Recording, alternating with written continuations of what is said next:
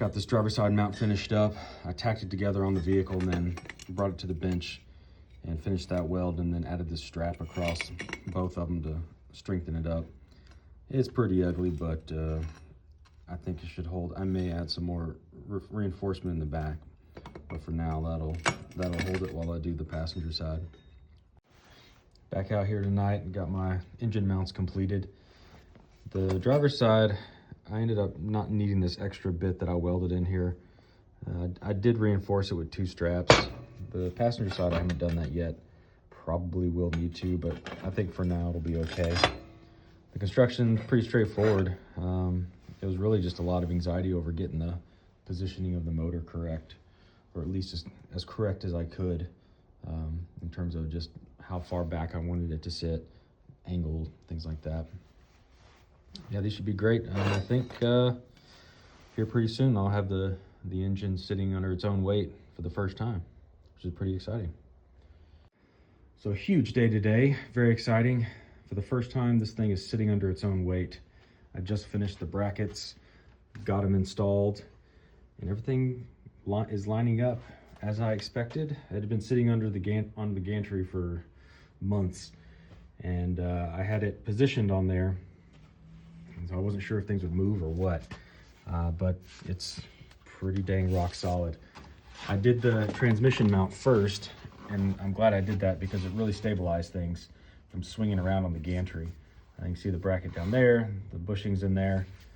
It seems to be okay for now. I'm probably going to strengthen this one up and add another strap, which would be good, but unfortunate because I don't think I'll be able to take it in and out without moving the engine. Right now you can slip it in. It's a tight fit, but you can take both of these in and out without taking the motor or moving it around.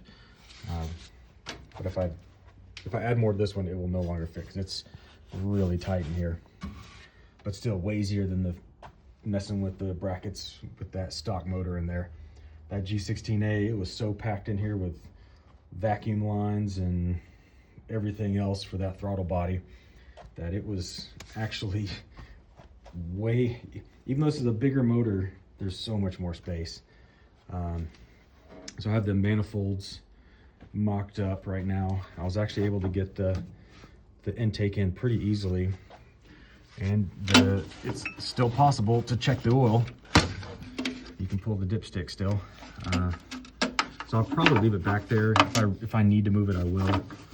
But I thought it was going to be a higher priority because I wasn't sure if I could even get the intake in. It's finicky, but it is what it is. There's this little bracket and this line. I don't know what that was even for. I don't know what that was for. I just need to cut this whole bracket off right here. But tons of space. The manual steering box really helps. It just clears out this whole section. I don't have to worry about power steering or anything. A little tight right here with the water pump, but a lot of clearance back under here.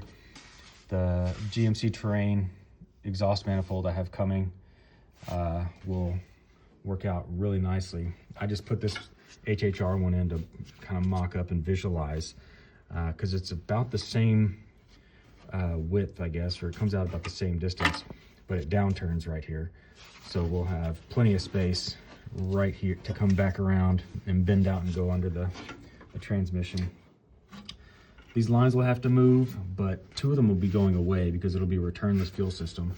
So I'll have 1 fuel line, like 1 brake line, and there's some rubber brake lines that do some crossover and go to the different wheels and all that. But I'll be cleaning that up and moving it. But man, this is a huge relief and just kind of a mental relief. This was something I was kind of building up in my head and just wasn't sure how this was going to work out. You know, I had to cut through the firewall to get it far enough back. I still have some things to figure out with the shifter, so I'm not shifting behind my back. But in terms of packaging and fitting in the engine bay, minus the giant hole I put in the firewall that I'm gonna have to patch, it's really clean and really good. I mean, even the mounts are damn near lined up with where the factory brackets are, so it's It's really exciting. I'm gonna start working on getting the plumbing done and getting it end to end hooked up to get it the UA EFI programmed and maybe getting this thing fired up. I do need a radiator. That's really the only big thing missing out of this engine bay is the radiator. The rest is just hoses and wiring. There's not a lot missing. Yeah, I mean, it's even convenient because the brake booster is on the same side as the intake now. So let's basically just go straight to there.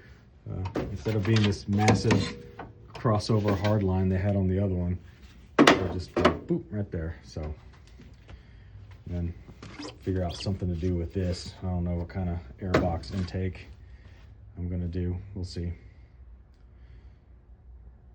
Yeah, this is badass. This is like the first big step and the first big, like, okay, this might just happen. This might just work out.